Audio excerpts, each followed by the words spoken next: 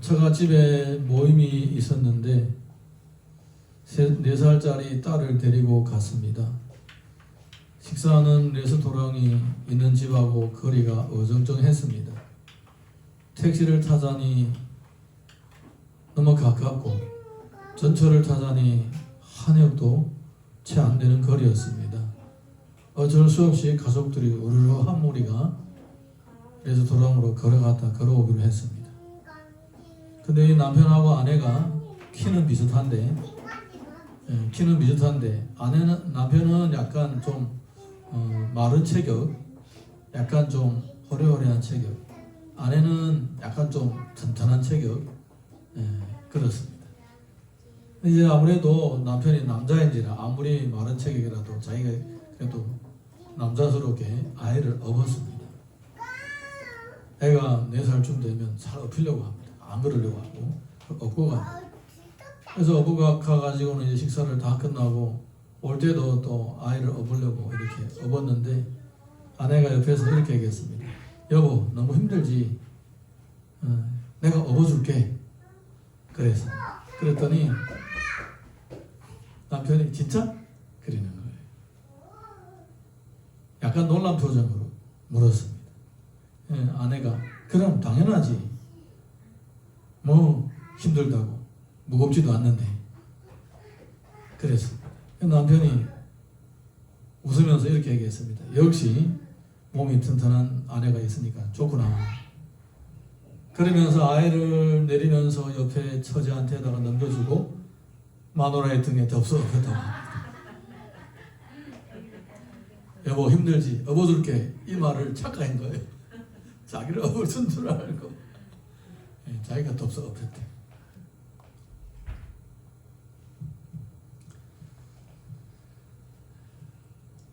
하나님은 우리를 대할 때에 각 사람을 한 인격자로 보시는 것입니다. 아무리 어린 아이이더라도 하나님은 그 아이를 인격자로 독립적인 인간으로 보는 거예요. 저 아이가 어리니까 그냥 부모에게 딸려있는 옵션, 그냥 소유, 옛날에 그런 생각을 했습니다. 중국 문화도 그랬고 또 다른 나라 문화도 보게 되면 그렇게 생각을 한 거예요. 이 아이가 독립적인 인격자라고 생각하지 않은 거예요. 심지어 성경을 보게 되면 성경의 이 인물들 가운데서도 그렇게 생각을 했던 것 같아요. 신약을 보게 되면 예수님이 모임을 가지실 때에 수천 명이 모였는데 아이들하고 여인들은 숫자에 넣지도 않았습니다. 그만큼 한 독립적인 인격자로 대우를 해주지 않았다는 겁니다.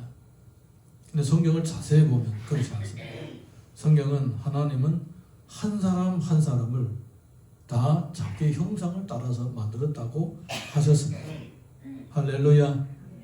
그러니까 우리 한 사람 한 사람이 태어날 때부터 이미 하나님의 형상으로 태어난 거예요. 짐승의 형상으로 태어났다가 서서히 사람의 형상으로 하나님의 형상으로 바뀐 게 아니고 태어날 때부터 하나님의 형상인 거예요. 뱃속에서부터 하나님께서 지으셨다고 그렇게 말씀하시는 거예요. 아멘입니까?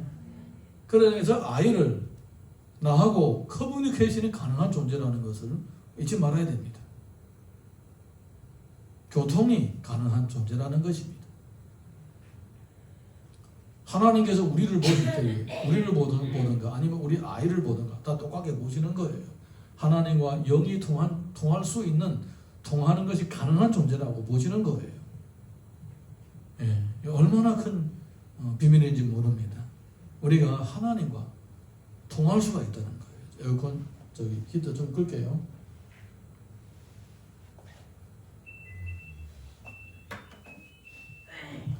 통할 수 있는 존재라는 것입니다. 그래서 각자가 하나님 앞에서 어떤 사람으로 살 것인지 각자가 결정을 하게 되고 그리고 그 한 결정에 따라서 자기가 다 책임을 지게 되는 거예요. 오늘 우리 본문의 말씀 보게 되면 이렇게 기록되어 있습니다. 19절에서 20절 시작. 그런데 너희는 이르기를 아들이 어찌 아버지의 죄를 담당하지 아니하겠느냐 하는도다. 아들이 정의와 공의를 행하며 내 모든 율례를 지켜 행하였으면 그는 반드시 살려니와 범죄하는 그 영혼은 죽을지라. 아들은 아버지의 죄를 담당하지 아니할 것이요 아버지는 아들의 죄를 담당하지 아니하리니 의인의 공의도 자기에게로 돌아가고 악인의 악도 자기에게로 돌아가리라. 각자마다 나이가 많든 어리든 옛날 사람이든 지금 사람이든 남자든 여자든 상관이 없습니다. 각자마다 자기 행한 대로 하나님으로부터 받게 되어 있습니다. 에스겔서 18장 4절 보게 되면 이렇게 기록되어 있습니다. 시작.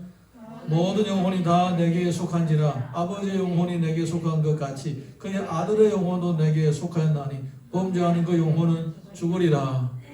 여기 아들의 영혼이 내게 속했다고 했는데 그러면 딸의 영혼은 속하지 않는가요? 다 속하죠. 다 속합니다. 부모 영혼이든지 자녀 영혼이든지 다 하나님께 속한 것입니다. 다 하나님의 형상을 닮은 존재인 것입니다.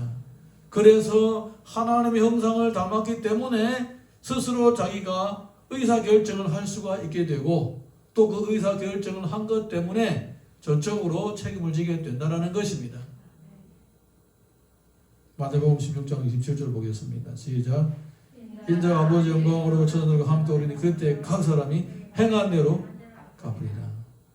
각 사람은 행한 대로 갚음을 받게 되는 것입니다. 계시록 22장 12절 보겠습니다. 시작.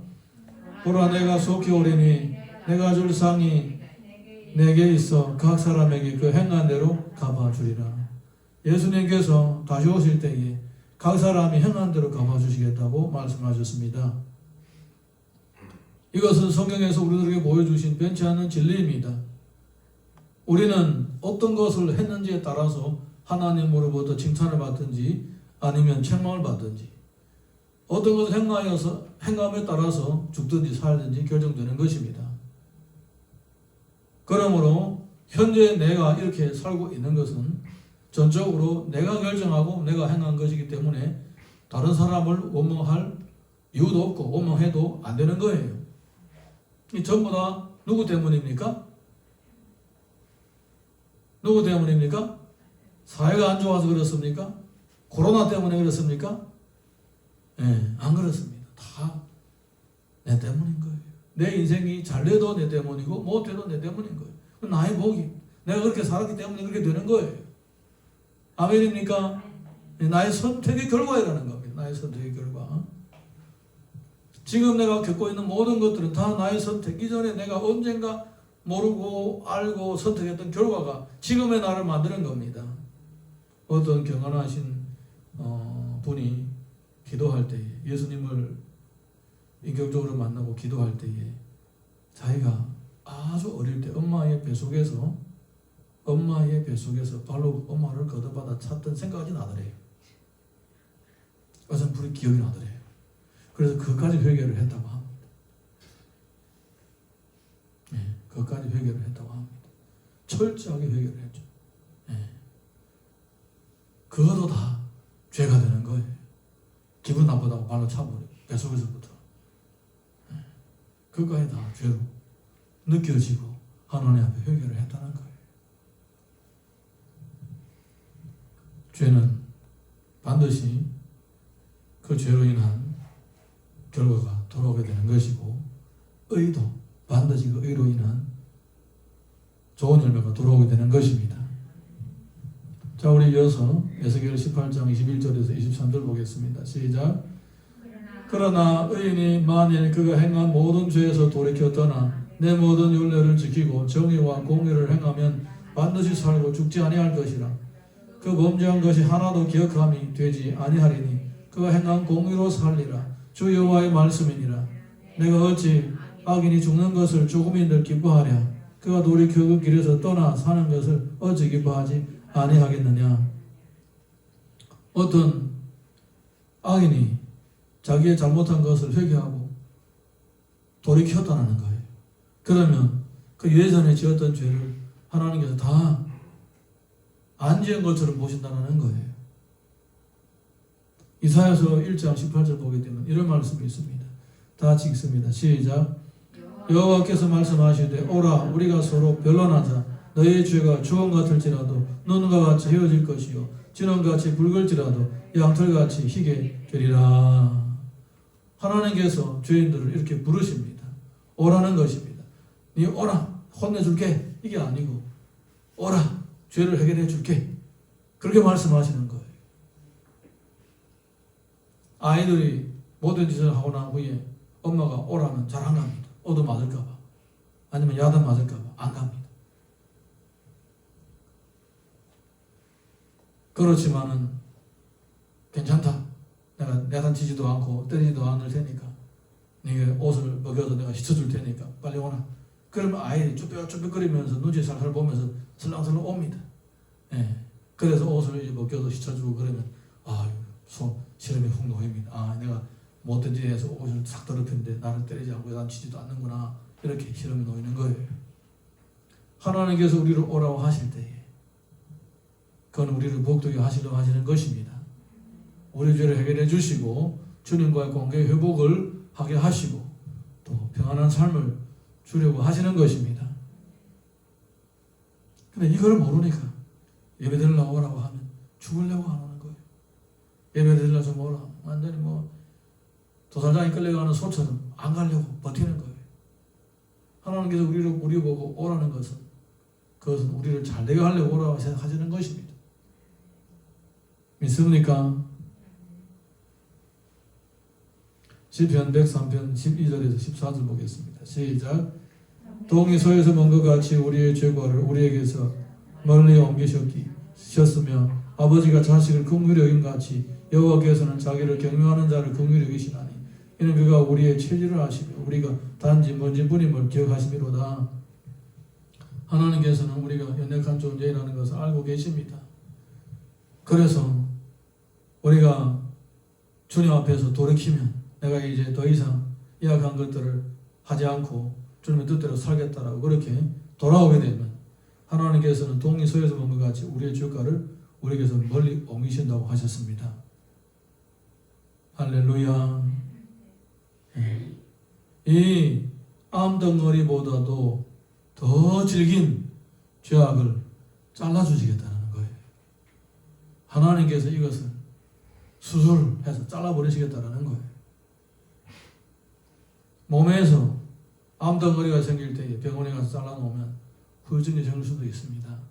그렇지만 하나님이 역사하셔서 우리 가운데서 죄를 잘라내면 절대로 후유증이 없습니다. 오히려 인생이 형통하게 되는 거예요.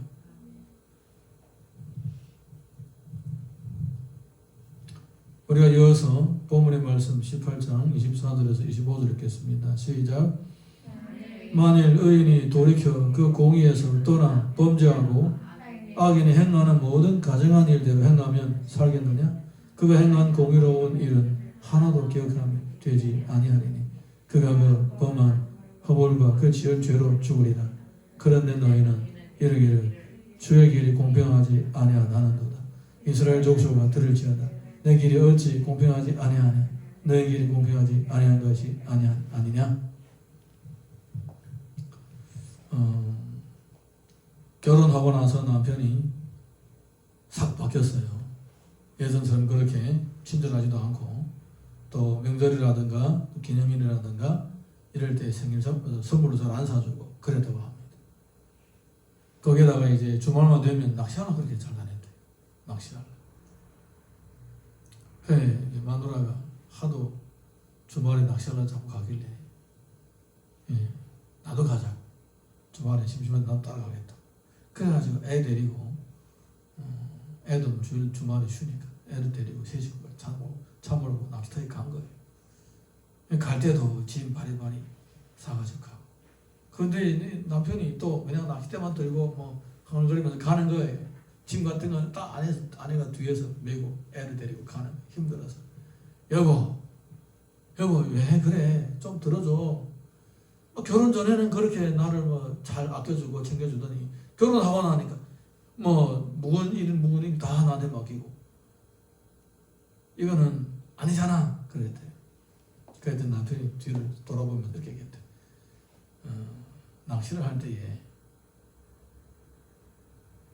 고기가 낚시를 물기 전에 미끼를 넣는 거지 이미 다 낙고 낚시에다가 누가 먹이를 주냐? 그랬대. 그렇게 생각하는 사람이 있긴 있더라고. 실제로 그렇게 생각하는 남자들이 있긴 있더라고. 사랑하는 성도 여러분, 내가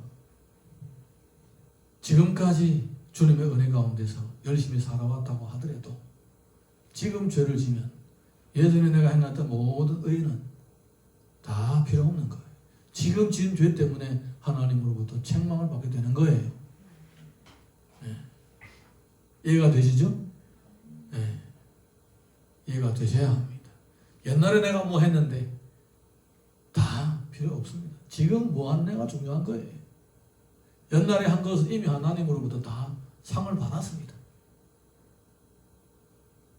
이미 다 받은 거예요. 지나간 거예요. 지금 어떻게 하는 애가 중요한 거예요. 지금 성경에서 그 얘기를 하고 있는 거예요. 예전에 의인으로서 칭찬받고 잘하고 지금까지 살아왔느냐. 근데 지금 하나님 죄를 졌다면 그 죄 때문에 네가 죽을 수도 있다. 그렇게 얘기를 하는 거예요. 여러분, 영웅담 다른 사람이 해줘야 돼요. 네. 우리가 자기 입으로 내 말을 하는 건, 내 자신 얘기할 때는 될 수 있으면 은혜 받은 얘기. 하나님이 나에게 어떻게 복을 주셨다. 기도했더니 어떻게 응답해 주셨다. 어떻게 나를 위로하시고 이끌어 주셨다. 하나님께서 나에게 어떻게 해주신 얘기를 하는 것이 가장 좋습니다. 네. 할렐루야. 예전에 지나간 것은 지금 나에게는 유익이 되지 않습니다. 지금 내가 죄를 지면 그 죄 때문에 하나님으로부터 책망받게 되는 것입니다. 그래서 지금이 중요하다. 그 얘기입니다. 우리 인간에게 가장 중요한 금이 세 가지가 있다라고 그러죠. 이 세 가지 금은 모두에게 다 필요하다고 합니다. 첫 번째 금, 먹고 살기 위한 소금.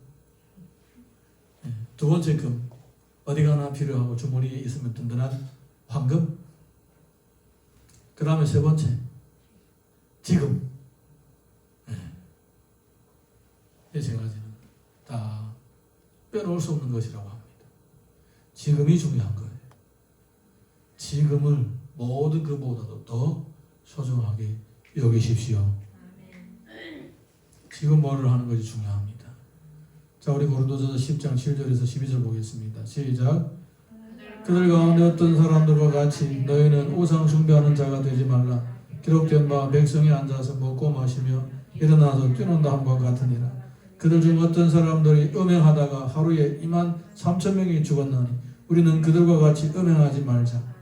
그들 가운데 어떤 사람들이 주를 시험하다가 뱀에게 멸망하였나니 우리는 그들과 같이 시험하지 말자. 그들 가운데 어떤 사람들이 원망하다가 멸망시키는 자에게서 멸망하였나니 너희는 그들과 같이 원망하지 말라. 그들에게 일어난 이런 일은 본보기가 되고 또한 말세를 만난 우리를 깨우치기 위하여 기록되었느니라. 그런즉 선줄로 생각하는 자는 넘어질까 조심하라. 지금까지 잘 해왔느냐? 그러면 혹시 또 실수할까 봐 조심하라. 그 얘기입니다.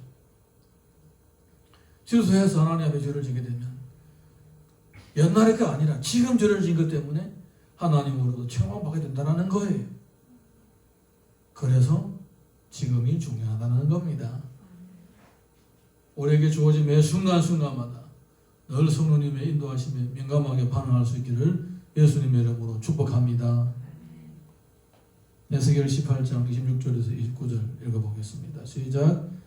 만일 의인이 공의를 떠나 죄악을 행하고 그로 말미암아 죽으면 그 행한 죄악으로 말미암아 죽는 것이요 만일 악인이 그 행한 악을 떠나 정의와 공의를 행하면 그 영혼은 보존하리라. 그가 스스로 헤아리고 그 행한 모든 죄에서 돌이켜 떠났으니 반드시 살고 죽지 아니하리라. 그런데 이스라엘 족속은 이르기를 주의 길이 공평하지 아니한다 하는도다. 이스라엘 족속아 나의 길이 어찌 공평하지 아니하냐. 너의 길이 공평하지 아니한 것이 아니냐. 늘 하나님이 공평하지 않다고 하는 거예요. 네. 그런데 하나님은 공평하신 분이십니다. 하나님의 판단 기준은 뭘 했느냐입니다. 뭘 했느냐. 창세기 2장 7절 17절을 보게 되면 이런 기록이 있습니다. 시작. 선악을 알게 하는 나무의 열매는 먹지 말라. 내가 먹는 날에는 반드시 죽으리라 하시니라. 하나님은 선악과를 먹는 날에는 반드시 죽는다고 했습니다. 하나님은 아담에게 행위를 요구한 거예요. 행위를 요구한 거예요. 그런데 창세기 3장 17절에서 19절 보게 되면 어떻게 기록됐냐 한번 읽어보겠습니다. 시작.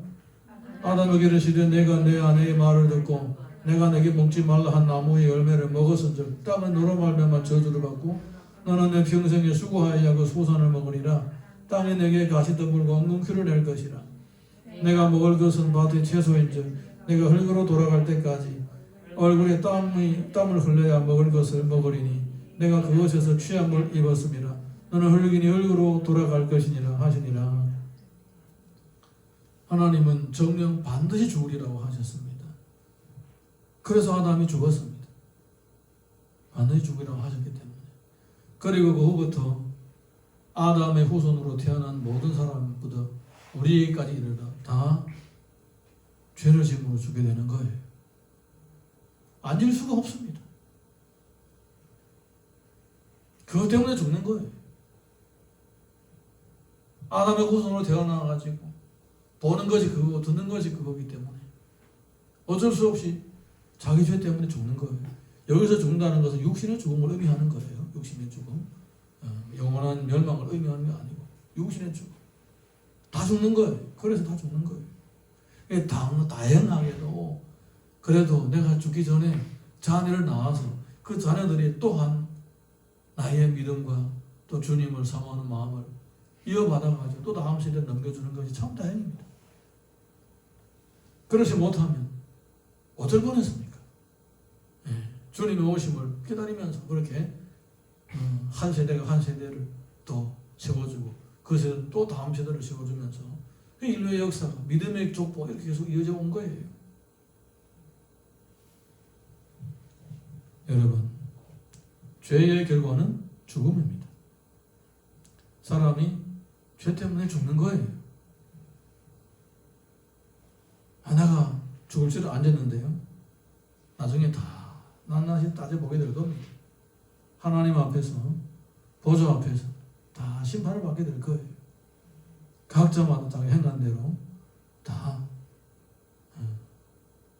그 책임을 스스로 지게 되는 것입니다. 그러면 의를 행하면 어떻게 되느냐? 빌립보서 2장 5절에서 11절 보게 되면 예수 그리스도께서 우리의 모범이 되셨습니다. 우리 같이 읽어보겠습니다. 시작.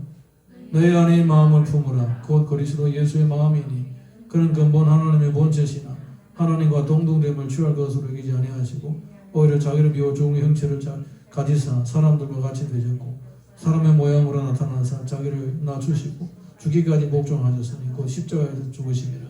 이러므로 하나님이 그를 지극히 높여 모든 이름 위에 뛰어난 이름을 주사 하늘에 있는 자들과 땅에 있는 자들과 땅 아래에 있는 자들로 모든 무릎을 예수의 이름에 꿇게 하시고 모든 인물로 예수 그리스도를 주라 시인하여 하나님 아버지께 몸을 돌리게 하셨느니라. 예수님은 하나님의 자신이십니다. 할렐루야. 근데 예수님이 이 땅에 오셔서 사람의 몸을 입으셨습니다. 사람의 몸을 입으셨기 때문에 사람으로서 살아셔야 되는 것입니다.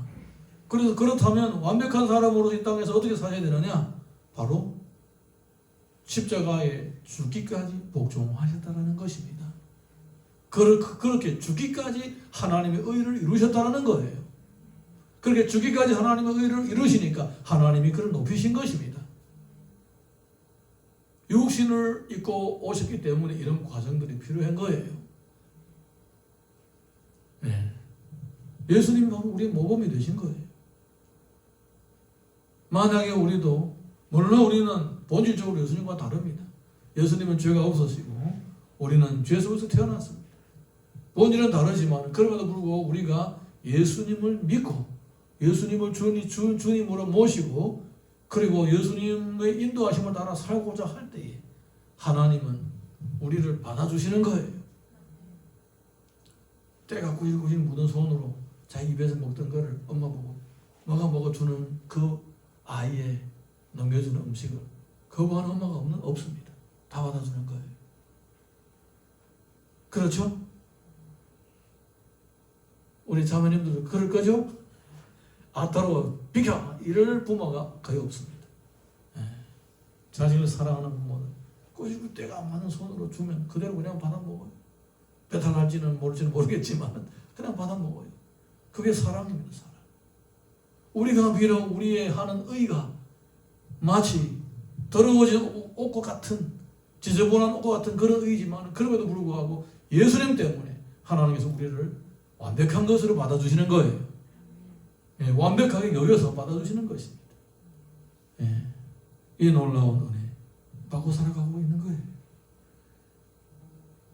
뭐 내가 제대로 못해도, 완벽하지 못해도 주를 위해서 하고자 할 때에 주께서 그렇게 우리를 받아주시는 거예요. 자, 우리 에스겔서 18장 30절에서 32절 보겠습니다. 시작. 주 여호와의 말씀이니라. 이스라엘 족속아, 내가 너희 각 사람의 행한 대로 심판할지라. 너희는 돌이켜 회개하고 모든 죄에서 떠날지어다. 그리한즉 그것이 너희에게 죄악의 걸림돌이 되지 아니하리라. 너희는 너희가 범한 모든 죄악을 버리고 마음과 영을 새롭게 할지어다. 이스라엘 족속아, 너희가 어찌하여 죽고자 하느냐. 주 여호와의 말씀이니라. 죽을 자가 죽는 것도 내가 기뻐하지 아니하노니 너희는 스스로 돌이키고 살지니라. 하나님은 직접 이스라엘 백성들에게 말씀하십니다. 회개하라. 돌이키라. 왜 죽으려고 하느냐. 왜 죽으려고 하느냐. 너희들이 살자고 하나님을 믿은 게 아니냐. 왜 죽으려고 하느냐. 여러분, 이 주님의 음성을 들어주기를 바랍니다.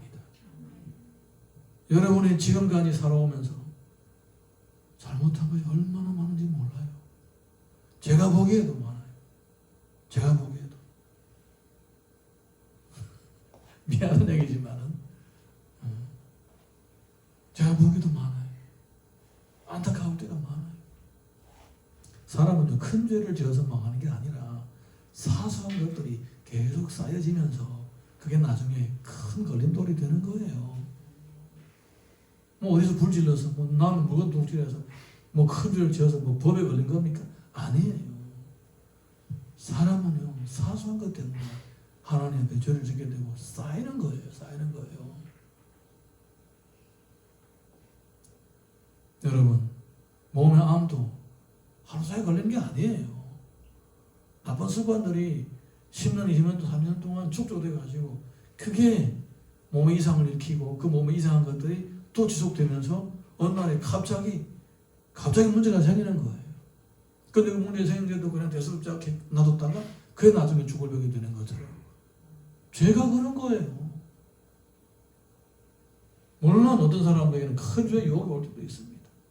그 대부분의 경우는 다 사소한 것 때문에, 대부분 사람들은 다 사소한 것 때문에 나중에 큰 보면을 당하는 거예요. 물론 저도 마찬가지겠죠. 그래서 저는 하나님 앞에 힘써 매일마다 새벽 기도하고 또 큐티하고 또 큐티를 나누면서 나는 지금 제대로 살고 있느냐. 다른 사람 보고 회개하라고 바로 살아라고 하는데 나는 어떠냐. 그래서 나도 몸부림을 치면서 선으로 생각하는 자는 넘어질까 조심하라. 그 말씀을 항상 생각하면서 그렇게 삽니다.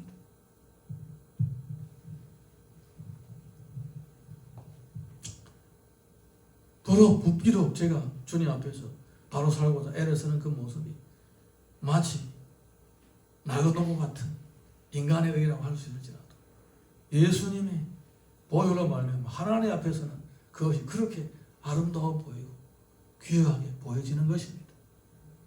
여러분들도 마찬가지입니다. 자신의 잘못된 사소한 부분까지도 고치려고 애를 쓸 때에 고쳐지든 안 지든 그건 나중의 일이고 지금 고치려고 애를 쓰는 지금 이 순간 하나님은 여러분을 사랑스럽게 보시고 귀하게 여기시는 거예요. 여러분 자신을 방치해두는 순간부터 여러분의 영혼은 황폐해지기 시작하는 거예요. 그 영혼이 황폐해진 사람의 특징이 뭐냐? 찬송이 재미없고 기도해도 기도가 힘들어지고 예배드려도 예배가 별로 흥미롭지도 않고 설교 말씀 들어도 이거 뭐 무슨 말인지도 모르고 가끔 있다가 마음에 질리면 참 목사는 나하고만 뭐 저렇게 걸고 넘어지네. 뭐 그게 잘못한 게 있어가지고 이런 생각을 하고 앉아있고 이거 뭡니까? 영혼이 황폐하다 보니까 하나님과 만나는 이런 순간순간들 기쁘지가 않은 거예요. 기쁘지가 않은 거예요. 그래 영혼이 황폐하다 보니까 교회에서 다 같은 예수 그리스도의 보혈로 구속받은 사람은 형제자매를 만나도 미워지고 싫어지고 가까이 하기 싫어지고 이런 거예요. 상대방이 내게로 다가오는 것도 싫고 나도 상대방에 다가가기가 꺼리고 혹시 나를 받아주지 않을까 봐 겁나고 이게 뭡니까? 영혼이 황폐하니까 그렇게 되는 거예요. 황폐하니까. 교회에서 뭐 좀 봉사하고 섬기라고 하면 시간이 아깝다고 생각하고 이것 때문에 미루고 저것 때문에 미루고 안 하려고 하고 뭡니까? 하나님과 교제할 수 있는 그런 시간들이고 하나님과 교제할 수 있는 그런 절차들인데 계속 마음속에 거부감이 생기는 거예요. 마음이 황폐하니까 그렇게 되는 황폐하니까. 여러분 작은 죄악이 사소한 것들이 죽을 죄가 아닌 이런 작은 것들이 쌓이고 쌓여서 나중에 인생 앞에 큰 걸림돌이 되는 거예요. 명심하시기 바랍니다. 그래서 매일마다 아침에 일어나면 양치질하고 세수하는 것처럼 매일마다 자신을 다듬어 가야 됩니다. 할렐루야. 베드로후서 3장 9절 보게 되면 이런 말씀이 있습니다. 시작. 주의 약속은 어떤 이들이 더디다고 생각하는 것 같이 더딘 것이 아니라 오직 주께서는 너희를 대하여 오래 참으사 아무도 멸망하지 아니하고 다 회개하기 이르기를 원하시느니라. 시편 7편 12절 보게 되면 이런 말씀이 있습니다. 시작. 사람이 회개하지 아니하면 그가 그의 칼을 가시며 그의 화를 이미 당기어 예비하셨도다. 회개하지 않는 사람에게는 하나님께서 칼을 가는 거예요. 칼을 가는 거예요.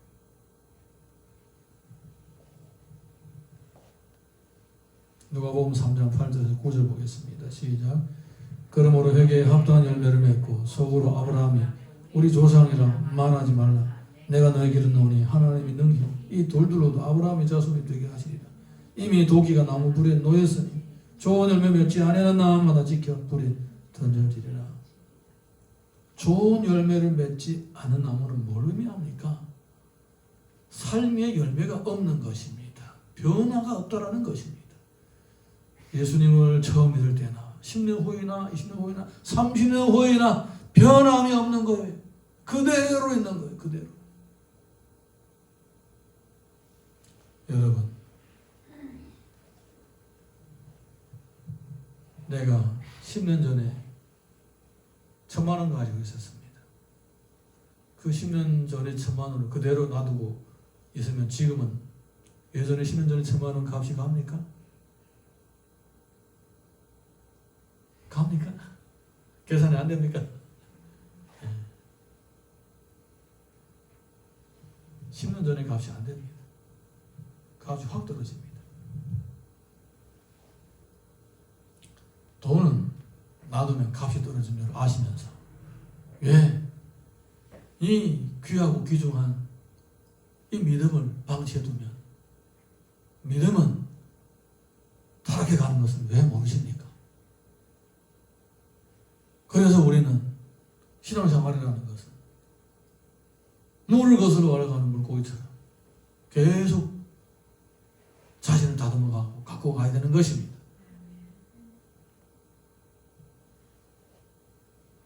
요한일서 1장 5절 보게 되면 이런 기록이 있습니다. 시작.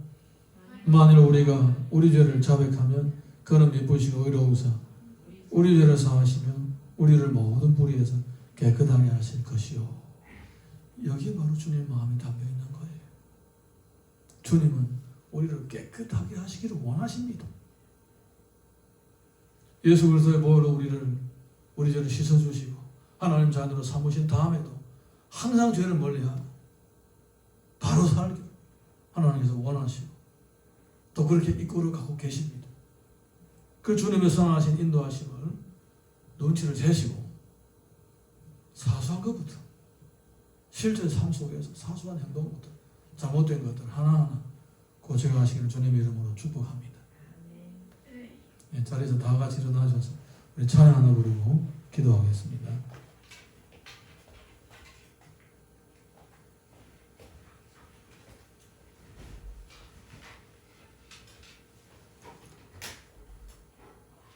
제가 처음 예수 믿을 때에 너무 좋아했던 말씀입니다. 꼭 나를 얘기하는 것 같았어요. 이 가사 속에는 이 사람이 나구나 이런 생각이 들어요.